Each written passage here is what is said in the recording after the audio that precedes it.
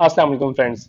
I hope कि आप सब लोग खैरियत से होंगे। My name is Minhaj Ikram and welcome to my channel. Previous video में मैंने आप लोगों के साथ डिसीजन मेकिंग की importance and consumer decision types को डिस्कस किया। जैसे कि मैंने आप लोगों से वादा किया था कि नेक्स्ट वीडियो में मैं आप लोगों के साथ डिसीजन मेकिंग के प्रोसेस और उसके स्टेप्स को इन डिटेल में डिस्कस करूंगा। तो आज हम लोग कोशिश करेंगे समझने की कि कंज्यूमर किस प्रोसेस से गुजर के और किन स्टेप से गुजर के अपने फाइनल डिसीजन को लेता है। तो स्टूडेंट्स, जो मेजर स्टेप्स इन्वॉल्व है डिसीजन मेकिंग में, उसके अंदर पहला है problem recognition, second information search, evaluation of alternative third है, and then fourth is your product choice. ये चार मेजर स्टेप हैं जो डिसीजन मेकिंग के अंदर इन्वॉल्व होते हैं। अब बात यह है कि सारे स्टेप्स लाजमी आते हैं किसी भी डिसीजन मेकिंग में, बट इनकी intensity different type of decision making में डिफरेंट हो सकती है। जैसे मैंने आप लोगों से पिछली वीडियो में डिस्कस किया था रूटीन रिस्पांस बिहेवियर का, और मैंने आपसे limited response behaviour and extensive decision making behaviour की भी डिस्कशन की थी। तो एक्सटेंसिव डिसीजन मेकिंग के अंदर इन प्रोसेस की इंटेंसिटी और डिटेलिंग इंक्रीज हो जाएगी, एंड रूटीन रिस्पांस बिहेवियर में हमारी इन स्टेप्स की जो प्रोसेसिंग एंड इंटेंसिटी है वो रिड्यूस हो जाएगी। तो let's understand problem recognition. Problem recognition simply problem का ओरिजिनेट होना, किसी प्रॉब्लम का, किसी मसले का पैदा होना और उस मसले की ज़रूरत को महसूस करना प्रॉब्लम रिकॉग्निशन है। It occurs when consumer see difference between current state and ideal state. हमारी एक मेंटल स्टेट होती है, एक हमारी एक करंट स्टेट होती है मेंटल, और एक हमारी आइडियल होती है। करंट स्टेट जो हम हैं और आइडियल स्टेट जो हम हासिल करना चाहते हैं। या तो हमारी करंट स्टेट ड्रॉप हो जाए तो हम प्रॉब्लम रिकॉग्नाइज कर लेते हैं, या हमारी आइडियल स्टेज को इम्प्रूव करने की पॉसिबिलिटी डेवलप हो जाए तो हम प्रॉब्लम डेवलप कर लेते हैं। तो need recognition is actually declination of your current state और योर एक्चुअल स्टेट। मतलब आपकी किसी भी जो करंट स्टेट है उसके अंदर कोई कमी वाक़ हो जाना। फॉर एग्जाम्पल, आप नॉर्मल चल रहे थे, घूम रहे थे, फिर रहे थे, आपको अचानक से प्यास लगना शुरू हो गई। तो क्या था, आप नॉर्मल अपनी आइडियल अपनी एक्चुअल स्टेट में थे। जैसे ही प्यास लगना शुरू हुई, आपकी एक्चुअल स्टेट में कमी वाक़ हो गई, तो आपने एक प्रॉब्लम रिकॉग्नाइज की कि मुझे पानी पीना चाहिए। सेकेंडली, आइडियल स्टेज उस वक्त अपवर्ड मूव करती है जब आपको कोई अपॉर्चुनिटी रिकॉग्नाइज होती है। आप घूम फिर रहे थे, आपने देखा कि सामने एक स्टॉल है, वहां पर बहुत अच्छे जूसेस मिल रहे हैं। अब आपको प्यास नहीं लग रही, बट आपने एक चाहत डेवलप कर ली कि यार, मैं अगर जूसेस पी लूंगा तो मैं ज्यादा फ्रेश महसूस करूं, ज्यादा एनर्जेटिक महसूस करूं। तो ये आपको एक अपॉर्चुनिटी नजर आ रही है अपनी आइडियल स्टेज तक पहुंचने के लिए और आइडियल स्टेज को इंप्रूव करने के लिए। तो in simple words, problem recognition दो सूरतों में होती है। या तो आपकी एक्चुअल स्टेज ड्रॉप हो जाए, या आपको अपॉर्चुनिटी नजर आ जाए आइडियल स्टेज इंप्रूव करने की। कुछ और इसकी मैं एग्जांपल्स आपके साथ डिस्कस कर लूं तो फॉर एग्जांपल, आपके पास मोबाइल फोन था, खराब हो गया, आपकी एक्चुअल स्टेट डिक्लाइन कर गई। अब आप वापस अपनी एक्चुअल स्टेट पे आने के लिए आपको जरूरत महसूस होगी कि आप मोबाइल फोन रिपेयर करवाएं या दूसरा परचेज करें। आप मोबाइल फोन यूज कर रहे थे, उसका नया मॉडल रिलीज हो गया। अब आपके पास अपॉर्चुनिटी है कि अपनी आइडियल स्टेज को अपवर्ड ले जा सके। तो इसकी थोड़ी सी ग्राफिकल रिप्रेजेंटेशन देखते हैं। नाउ यू कैन सी कि अगर आप एक्चुअल स्टेज और आइडियल स्टेज को मीट कर रहे हैं तो कोई प्रॉब्लम नहीं है। बट जब आपकी आइडियल स्टेज अपवर्ड मूव कर रही है, दैट इज अपॉर्चुनिटी रिकॉग्निशन। और जब आपकी एक्चुअल स्टेज डिक्लाइन हो रही है तो नीड रिकॉग्निशन। ठीक है। अगेन, आप को भूख लग रही थी, आपकी एक्चुअल स्टेज डिक्लाइन कर गई, आपको अपनी हंगर को सेटिस्फाई करना है। आपके सामने बिरयानी आ गई, आपके पास अपॉर्चुनिटी आ गई कि बिरयानी खाकर आप इंजॉय कर सकते हैं। तो that is your opportunity to improve your ideal state. That's how problem recognize होती है। तो प्रॉब्लम कैन बी इंटरनल और कुड बी एक्सटर्नल। आपकी जो बायोजेनिक नीड जनरेट होंगी, आपको भूख लगना, पेन होना, सर्दी लगना, ये सब इंटरनल जनरेट होती हैं। जब आप कोई चीज देखते हैं एक्सटर्नली, कोई अपॉर्चुनिटीज देखते हैं कि आपके पास नया मॉडल आ रहा है मोबाइल फोन का, या आपके पास कोई नई प्रोडक्ट लेने की अपॉर्चुनिटी है, तो ये आपकी एक्सटर्नल अपॉर्चुनिटी रिकग्निशन हो रही है। नेक्स्ट स्टेज, जब भी आपको कोई प्रॉब्लम फेस होगी, तो आप उस मसले को हल करने के लिए, उस प्रॉब्लम को सॉल्व करने के लिए सोचेंगे, इंफॉर्मेशन कलेक्ट करेंगे। जैसे मैंने आपसे कहा था कि डिफरेंट सिनेरियोज के अंदर इसकी इंटेंसिटी डिफरेंट हो सकती है। फॉर एग्जांपल, आपको भूख लग रही है तो आपने घर में सोचा कि क्या खाने में मौजूद है, ये भी इंफॉर्मेशन सर्च हो गई, और आपने घर में जो मौजूद था वो खा लिया। ये आपकी एक बेसिक इंफॉर्मेशन सर्च हो गई। इसके लिए आपको कोई एक्सटर्नल सोर्सेज की जरूरत नहीं पड़ी, आपने दिमाग में ही सोच लिया, या आपने अपने घर वालों से पूछ लिया, आपने मदर से पूछ लिया, आपने सिस्टर से पूछ लिया, आपने जो भी घर में मौजूद है उनसे पूछ लिया, तो बहुत इजीली आपको इंफॉर्मेशन मिल गई। अगर आप मदर फादर से पूछ रहे हैं, किसी से पूछ रहे हैं घर में, तो ये एक्सटर्नल है, एक्सटर्नल सोर्स से आपको इन्फॉर्मेशन मिल रही है। और अगर आपने दिमाग में ही सोच लिया कि यार आज घर में ये बना था, या लेट से आपने खुद ही बनाया है, तो आपने दिमाग में फौरन क्लिक हुआ कि यार ये घर में बना हुआ है, तो ये आपकी इंटरनल इंफॉर्मेशन सर्च हो गई। अब यही अगर आपको कोई घर खरीदना है, तो ऑब्वियसली वहां पर आप लोकेशन देखेंगे, आप जाके साइट विजिट करेंगे, वहां पर आपकी एफर्ट्स बहुत ज्यादा हो जाएगी। तो दोनों सूरतों में इंफॉर्मेशन कलेक्ट हो रही है, बट एक सिचुएशन में आपकी इंफॉर्मेशन कलेक्शन इंटेंसिटी बहुत ज्यादा है, और दूसरी सिचुएशन में आपकी इंफॉर्मेशन कलेक्शन इंटेंसिटी बहुत कम है। यहाँ पर ये बहुत इंटरेस्टिंग है, जहां पर आपकी ऐसी इन्वॉल्वमेंट है जहां जो बहुत ज्यादा हाई नहीं है और लो इन्वॉल्वमेंट प्रोडक्ट है, लो इन्वॉल्वमेंट नीड है, तो वहां पर आप इंफॉर्मेशन सर्च के लिए ज्यादा एफर्ट नहीं करेंगे। वहां पर मार्केटर की जिम्मेदारी है आप तक इंफॉर्मेशन पहुंचाए। और जहां पर आपकी इन्वॉल्वमेंट बहुत ज्यादा हाई है, वहां पर आप इंफॉर्मेशन सर्च करने के लिए थोड़ी एफर्ट करने को तैयार होंगे। वहां पे मार्केटर की ये जिम्मेदारी एग्जैक्टली नहीं है कि वो आपके बिल्कुल आप तक इंफॉर्मेशन पहुंचाए। बिल्कुल इंफॉर्मेशन इंसान तक, कंज्यूमर तक पहुंचाना मार्केटर का इंपॉर्टेंट रोल है। बट जहां पर एक्सटेंसिव प्रॉब्लम सॉल्विंग का मसला आ जाता है, या आपकी कोई ऐसी नीड होती है जिसके अंदर आपकी इन्वॉल्वमेंट बहुत हाई है, तो वहां पर आप रेडी होते हैं एफर्ट करके इंफॉर्मेशन ऑब्टेन करने के लिए भी। जब रूटीन का रिस्पॉन्स बिहेवियर है, उस वक्त आप रेडी नहीं है कि बहुत ज्यादा इंफॉर्मेशन हासिल करें। आपको जो इंफॉर्मेशन इजीली मिल जाएगी आप उसको यूज कर लेंगे, इसलिए वहां पे मार्केटर की जिम्मेदारी बढ़ जाती है।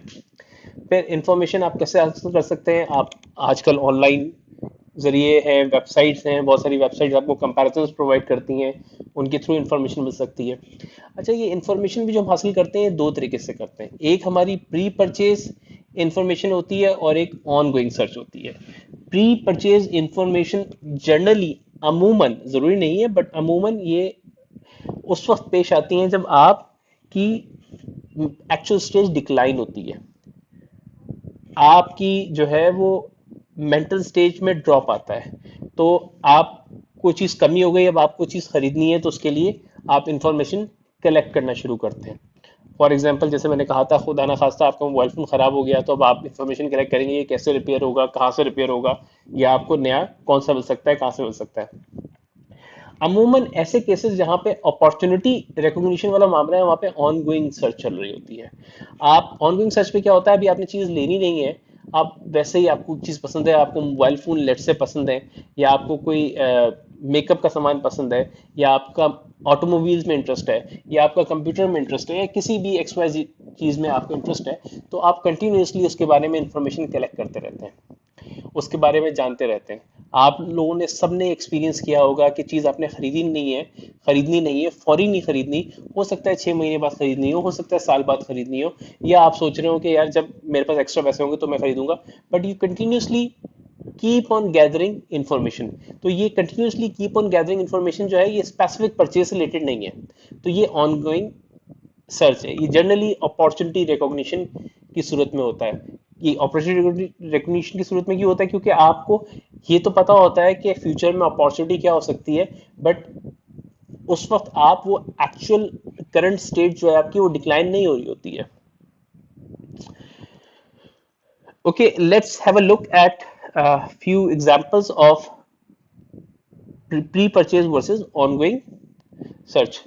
तो determinants जो factors आपके determine करते हैं pre-purchase search को, वो involvement with the purchase है, और ongoing search involvement with the product. जैसे मैंने आपसे कहा ना, आपकी involvement with the purchase क्यों हो रही है कि आपका मोबाइल फोन खराब हो गया, या आपकी कोई चीज डैमेज हो गई, या आपको भूख लग गई, तो उस वक्त आपको जो परचेज करनी पड़ रही है, आपकी इन्वॉल्वमेंट उस परचेज से ज्यादा है, प्रोडक्ट से शायद आपका इतना इंटरेस्ट नहीं है. बट जब आपका प्रोडक्ट से इंटरेस्ट ज्यादा होता है तो आप उसके बारे में कंटिन्यूसली इंफॉर्मेशन गैदर करते हैं. जैसे मैंने आपसे एग्जांपल दी आपको कि अगर आपका मोबाइल फोन में इंटरेस्ट ज्यादा है, या आपका लैपटॉप में इंटरेस्ट ज्यादा है, या किसी और गैजेट में, किसी और चीज में इंटरेस्ट ज्यादा है, तो उसके बारे में आप इंफॉर्मेशन कलेक्ट करते हैं, वेबसाइट विजिट करते हैं, देखते हैं उसमें क्या नए एडिशंस आ रहे हैं. That is because of involvement with the product.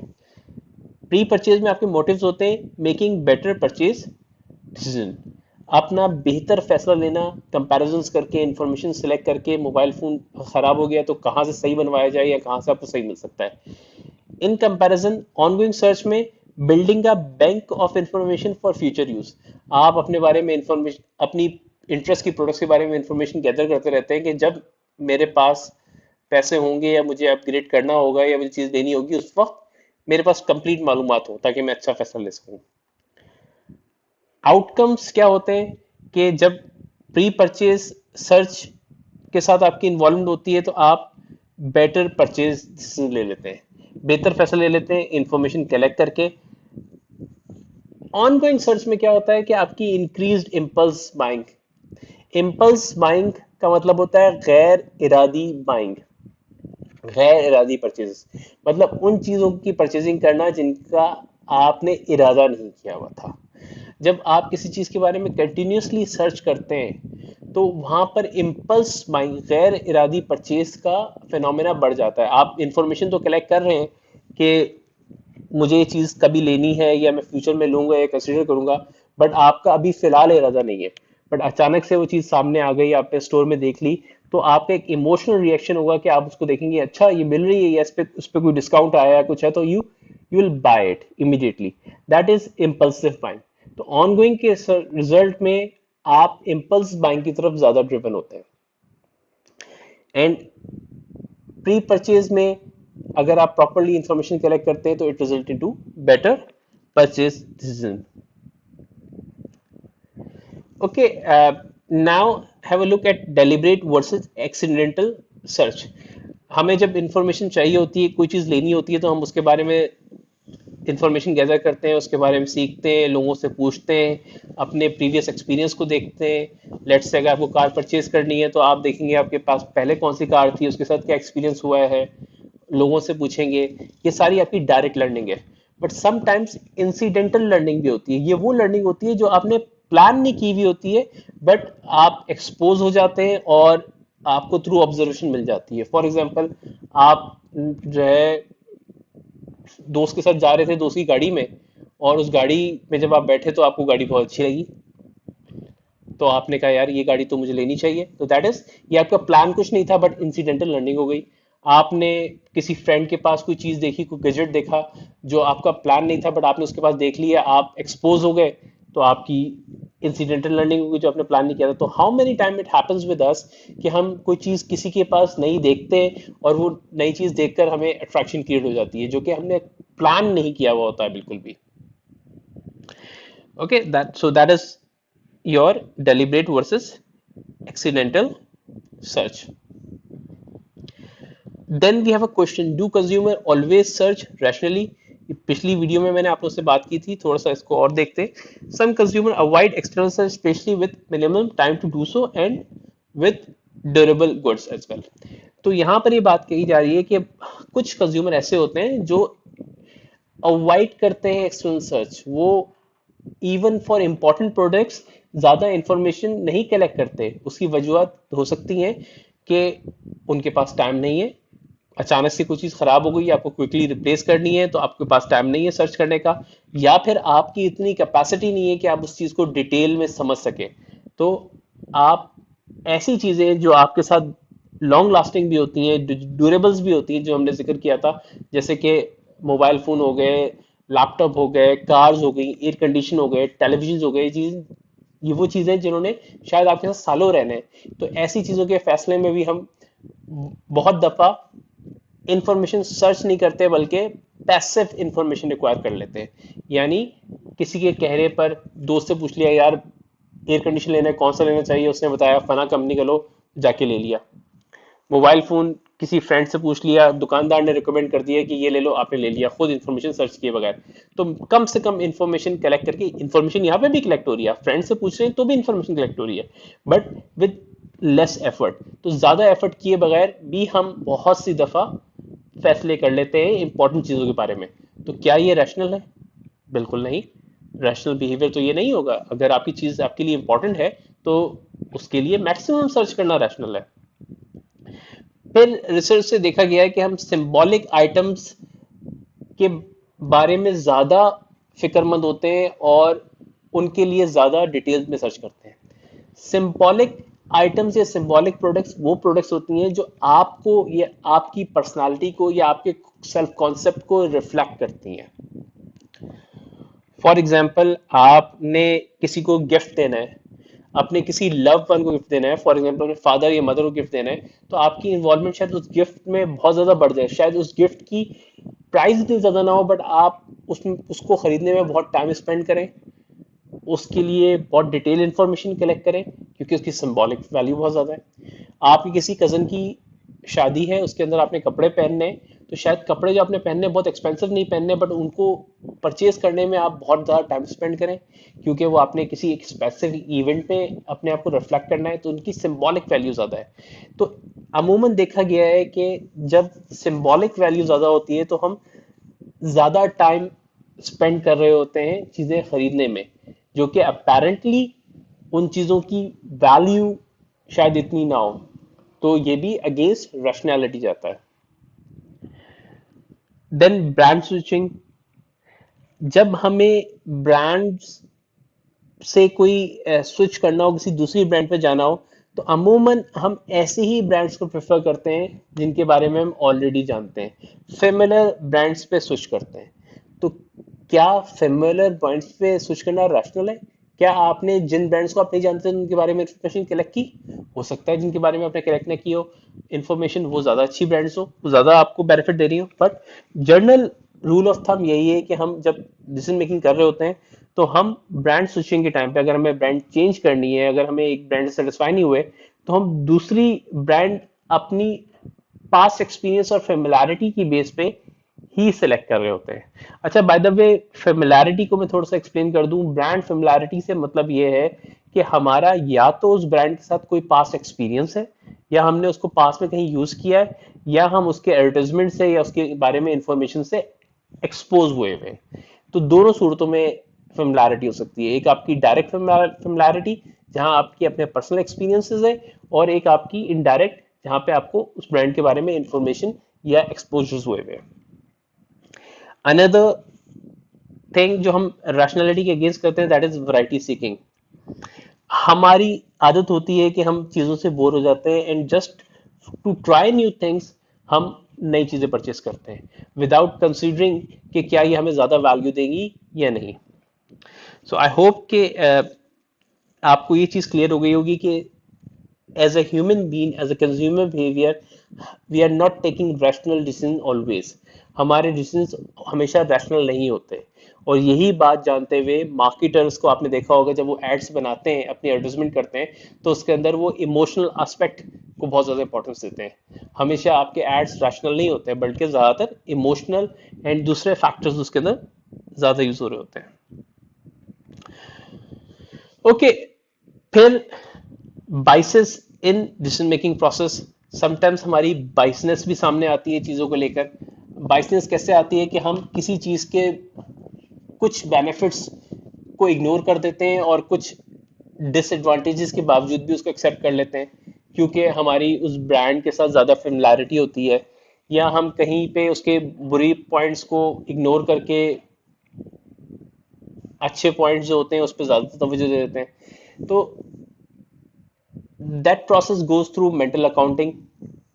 हम दिमाग में सोचते हैं और दिमाग में ही सोचकर ये फैसला करते हैं किस चीज से हमें ज्यादा फायदा होगा या नुकसान होगा, प्रैक्टिकल इंफॉर्मेशन गैदर किए बगैर।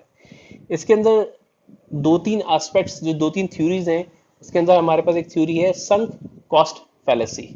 संक कॉस्ट फैलेसी का मतलब ये है कि हम अमूमन जो पैसा खर्च कर रहे होते हैं, हमें उस पैसे का वेस्ट होने का बहुत डर होता है। हमें बहुत डर होता है यार मैंने ये प्रोडक्ट ले ली तो इससे मुझे नुकसान ना हो जाए। तो ये संक कॉस्ट फैलेसी समटाइम्स आपको अच्छे डिसीजन लेने से रोकती भी है।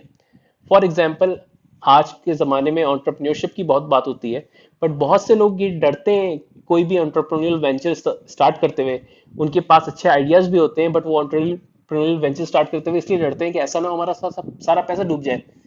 हो सकता है कि अगर वो ये फैसला ले लेते तो उससे उनको बहुत ज़्यादा फायदा होता, उनका पैसा मल्टीपल टाइम्स मल्टीप्लाई हो जाता।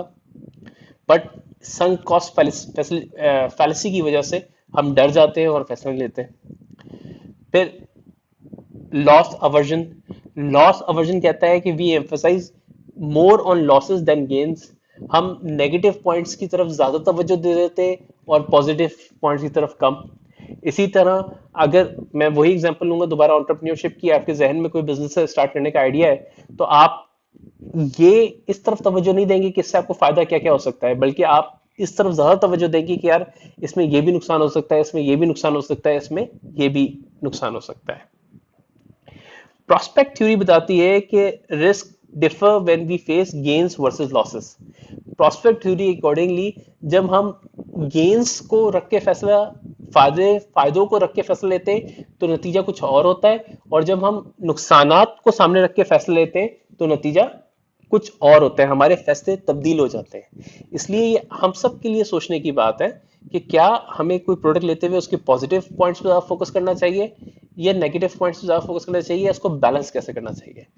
तो यही वजह है कि मार्केटर्स भी अपने एड्स के अंदर प्रोडक्ट के ऐसे नेगेटिव पॉइंट्स को हाइड करने की कोशिश करते हैं और अपने पॉजिटिव पॉइंट्स को इंक्रीज करने की कोशिश करते हैं, क्योंकि दे नो कि if they become very transparent तो कंज्यूमर शायद नेगेटिव पॉइंट्स की तरफ ज्यादा तवज्जो दें और उनकी प्रोडक्ट को ना परचेज करें।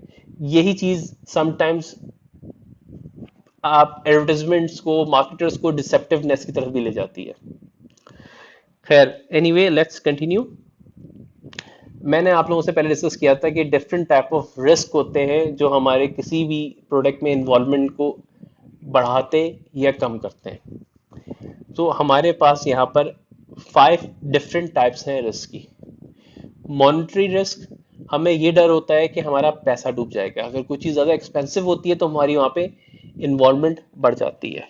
बट ज़रूरी नहीं कि प्रोडक्ट लेते हुए सिर्फ मॉनेटरी रिस्क ही हो, समटाइम फंक्शनल रिस्क भी होता है कि प्रोडक्ट जिस वक्त ज़रूरत है उस वक्त काम करेगी नहीं करेगी।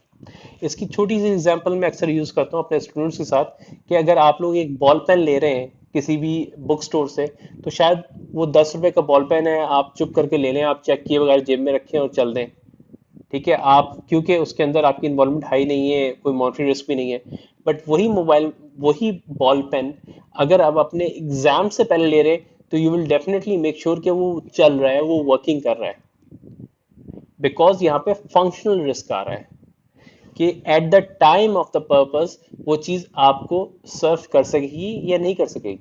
समटाइम्स कोई प्रोडक्ट होती है आपको बहुत दूर से परचेज करके लानी पड़ती है, शायद वो इतनी एक्सपेंसिव ना हो, बट आपको ये फिक्र होती है कि जब मैं उसको लेकर आके एट क्रिटिकल टाइम यूज करूंगा तो उस वक्त वो चलेगी नहीं चलेगी, तो that is functional risk. Physical risk, product शायद इतनी एक्सपेंसिव ना हो बट उसमें आपकी जान की, आपकी सेफ्टी की रिस्क हो सकता है। फॉर एग्जाम्पल, आप मेडिकल स्टोर से 10 रुपए की टैबलेट्स खरीद रहे हैं, बट आप उसमें मेक श्योर करते हैं कि इसकी एक्सपायरी डेट क्या है, ये एक्सपायर्ड तो नहीं है, इसके कोई स्पेसिफिक साइड इफेक्ट्स तो नहीं है। क्यों? प्रोडक्ट की कॉस्ट तो ज्यादा नहीं है। बट फिजिकल रिस्क जरूर मौजूद है कि अगर वो प्रोडक्ट एक्सपायर हुई या उसमें कुछ सिवियर साइड इफेक्ट्स हुए तो आपको फिजिकली डैमेज कर सकती है। Then we have social risk. Social risk के अंदर वो रिस्क शामिल होता है कि हमने प्रोडक्ट ले ली तो इसके बारे में हमारी जो सोशल गैदरिंग है उनका क्या रवैया होगा। फॉर एग्जाम्पल जनरली कहा जाता है कि फीमेल्स शॉपिंग में टाइम बहुत ज़्यादा स्पेंड करती हैं, चाहे उनको 500 रुपये की चीज़ लेनी हो, दे स्पेंड मल्टीपल आवर्स। ये क्यों होता है? बिकॉज सोशल रिस्क होता है कि जो चीज़ उन्होंने ली उसके बारे में उनके बाकी जो सोशल गैदरिंग्स हैं उनके क्या रिस्पॉन्सेज होंगे। In the last, we have psychological risk. Psychological risk is related to your personal self, your personality.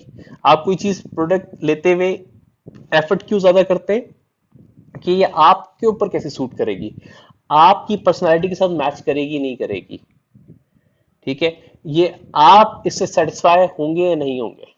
For example generally मैं एग्जाम्पल देता हूँ कि अगर हम मेल्स की एग्जाम्पल ले तो मेल वॉलेट, कुछ मेल्स जो है वॉलेट को लेके बहुत ज्यादा इन्वॉल्व होते हैं, वो अपने वॉलेट बहुत देख के काफी एफर्ट करके सिलेक्ट करते हैं, जो कि एक ऐसी चीज होती है जो जनरली आपकी पॉकेट में ही रहती है, तो लोगों ने देखी तो नहीं है, बट उसके साथ आपकी साइकोलॉजिकल फीलिंग इन्वॉल्व है कि आपकी पर्सनल कॉन्सेप्ट के साथ, आपकी पर्सनालिटी के साथ आपको खुद ये चीज कितनी कंफर्ट दे रही है। ये फॉर एग्जांपल आप अपने जो है वो बेड के लिए मैट्रेस परचेज कर रहे हैं, तो उस वक्त शायद आपका कंफर्ट, आपका पर्सनल कंफर्ट वहां पे बहुत ज्यादा काउंट कर रहा हो। तो ये सारे रिस्क फैक्टर्स जो हमने डिस्कस किए हैं, ये किसी भी प्रोडक्ट में आपकी इन्वॉल्वमेंट को बढ़ा भी सकते हैं, कम भी कर सकते हैं। जहां पर भी रिस्क ज्यादा इन्वॉल्व होगा वहां पे प्रोडक्ट की इन्वॉल्वमेंट इंक्रीज हो जाएगी। अच्छा, next, when we are going to evaluate the product, जब हम प्रोडक्ट की इवैल्यूएशन पे जाते हैं किसी भी प्रोडक्ट के लिए, तो सबसे पहले हम ये देखते हैं कि हमारे पास प्रोडक्ट सामने है कौन कौन सी जिनको हमने इवैल्यूएट करना है। तो हमारे पास एक इवोक्ड सेट होता है, एक कंसिडरेशन सेट होता है। इफ आई आस्क यू कि आप ये बताएं कि आपको कितनी कार्स की ब्रांड के नेम मौजूद, कितनी कार्स के ब्रांड नेम आप जानते हैं, तो शायद आप 10-12 ब्रांड नेम बता सकें। बट अगर मैं आपसे पूछूं कि जब आप कार खरीदने जाएंगे तो आप कौन कौन सी ब्रांड कंसीडर करेंगे, तो हो सकता है कि आप उसमें से सिर्फ 3-4 ब्रांड्स कंसीडर कर रहे हो। तो इवोक सेट में सारी वो प्रोडक्ट्स और वो ब्रांड्स आ जाती हैं जिनके बारे में आप जानते हैं, बट उन सबको आप कंसीडर नहीं करते। कंसीडरेशन सेट में आपकी वो ब्रांड्स आती हैं जिनको आप कंसीडर करते हैं to evaluate, to compare. For example अगर हम डीएसएलआर कैमरा की बात करें तो वी नो कि सोनी भी डीएसएलआर बनाता है, कैनन भी बनाता है, निकॉन भी बनाता है, लाइकिया भी बनाता है, रिको भी बनाता है, दे आर मेनी मोर। बहुत सी और कंपनीज हैं जो डिजिटल कैमरास बना रही हैं, बट ज्यादातर लोग से जब बात की जाए कि वो इनमें से कौन से कंसिडर करते हैं, तो उनके पास अमूमन जवाब होता है हम निकॉन या कैनन का कंपैरिजन करेंगे। तो जो ब्रांड्स को जानते हैं वो इवोक सेट है, और जिनको वो कंसीडर करते हैं to evaluate, to compare, that is their consideration set. अब मार्केटर्स के लिए सबसे पहले तो इंपॉर्टेंट है कि वो इवोक सेट में आए। तो मार्केटर जब भी कोई प्रोडक्ट लॉन्च करते हैं तो पहला उनका मकसद होता है अवेयरनेस क्रिएट करना, ताकि वो आपके इवोक सेट में आ जाए। और इवोक सेट में आने के बाद सेकंड उनकी जो ऑब्जेक्टिव होता है वो ये होता है कि वो आपकी कंसिडरेशन के अंदर फॉल करें। तो दे अंडरस्टैंड कंज्यूमर बिहेवियर, और वो आपके बिहेवियर के अकॉर्डिंगली अपनी टारगेट मार्केट सेलेक्ट करके चीजों को एडजस्ट करते हैं ताकि उनकी प्रोडक्ट आपकी कंसिडरेशन सेट तक पहुंच जाए। कैसे कर सकता है मार्केटर ये? By positioning a product, product को प्रॉपरली पोजीशन करना। Positioning is communicating your product in a way कि उसकी जो डिफरेंशिएशन है वो आपके माइंड में स्टैब्लिश हो जाए। पोजीशन का मतलब यहाँ पे कतई नहीं है कि हमने फिजिकली प्रोडक्ट को कहाँ रखना है, बट पोजीशन का मतलब ये है कि कंज्यूमर के दिमाग में उस प्रोडक्ट के बारे में क्या चीज डालनी है, जब वो इस ब्रांड के बारे में सोचे तो क्या पहला ख्याल आया उसके बारे में। ठीक है, फॉर एग्जाम्पल जब हम लेट्स से मिल्क पैक के बारे में सोचते हैं तो हमारे जहन में ख्याल आता है कि इट्स अ सेफ मिल्क, क्योंकि they always talk about safety. जब हम नेस्वीटा के बारे में सोचते हैं तो नेस्वीटा विच इज अगेन नेस्ले की मिल्क प्रोडक्ट है, तो हमारे जहन में ख्याल आता है that is for strong bones. तो ये उन्होंने कम्युनिकेट किया हुआ है थ्रू देयर कम्युनिकेशन और प्रमोशंस। कंज्यूमर के दिमाग में एक मैसेज बिठा दिया है कि इस ब्रांड का जब आप नाम लेंगे तो इसकी टॉप डिफरेंशिएशन ये है, that is positioning your product. फिर आइडेंटिफाइंग योर कॉम्पिटिटर्स, आपने कॉम्पिटिटर्स को आइडेंटिफाई करना है। देन क्रिएट एग्जाम्पलर प्रोडक्ट, ऐसी प्रोडक्ट क्रिएट करनी है जो आपके कॉम्पिटिटर से सुपीरियर हो। And then you have to locate that product into the right places in the store. तो यहां पर हम उसकी स्टोर प्लेसमेंट की बात कर रहे हैं, कंज्यूमर तक, इन अदर वर्ड्स कि कंज्यूमर तक बेस्ट पॉसिबल वे में उस प्रोडक्ट को पहुंचाना। तो ये सारे स्ट्रेटेजिक स्टेप लेकर यू कैन इंश्योर कि आपकी प्रोडक्ट कस्टमर के कंसिडरेशन सेट के अंदर फॉल करें। तो आई होप स्टूडेंट्स आपको वीडियो अच्छी लगी होगी। आज का लेक्चर हम यहीं पे ख़त्म करते हैं। नेक्स्ट वीडियो में हम कंटिन्यू करेंगे डिसीजन मेकिंग प्रोसेस और उसके रिमेनिंग स्टेप्स को इन डिटेल समझने की कोशिश करेंगे। Thank you for watching. अगर आपको वीडियो पसंद आई हो तो प्लीज़ लाइक कीजिए, सब्सक्राइब कीजिए and share it. Take care, अल्लाह हाफिज़।